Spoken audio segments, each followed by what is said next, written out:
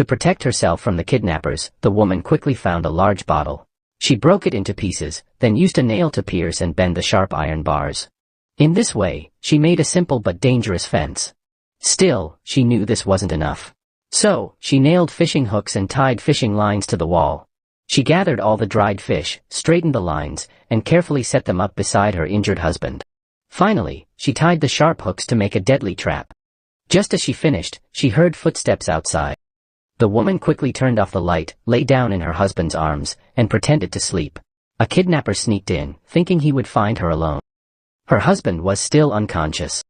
But the kidnapper fell right into her trap, his skin ripped open by the hook. Screaming in pain, he struggled hard, his skin tearing piece by piece until he collapsed to the ground. The woman didn't waste time. She picked up a hammer and struck him with all her strength. Soon after, another kidnapper entered, but luckily, she had already cleaned up the scene. This man dragged her toward the boss's room. The woman stayed calm, knowing her hidden defense would finally work. On the second floor, she tightened her legs at every step so nothing would fall and reveal her plan. The boss was already waiting. As soon as he saw her, he pushed her onto the bed. The woman pretended to obey him, showing no resistance. But when he tried to force her, he realized too late that something was wrong. She pushed him hard, and his head hit the surface with a loud crack.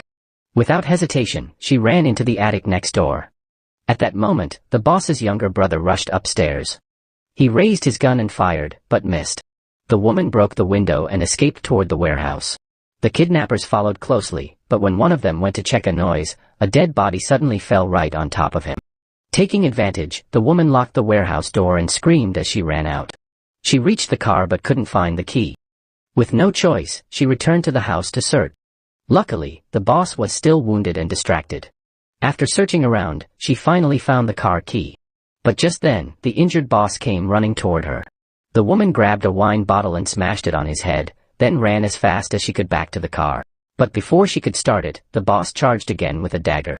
Suddenly, his own dog, bleeding heavily, leapt in. The sight of the blood on his pants shocked him, and the animal fiercely blocked his way. She tried to drive away, but the last kidnapper blocked the gate. With the dog's help, the woman started the car. Gritting her teeth, she pressed hard on the accelerator and rammed him straight on. The impact threw him toward a giant fan behind. The blade spun, tearing the kidnapper apart. At last, all the kidnappers were dead. Exhausted and terrified, the woman collapsed into her unconscious husband's arms. Finally, after this nightmare, she could breathe in relief.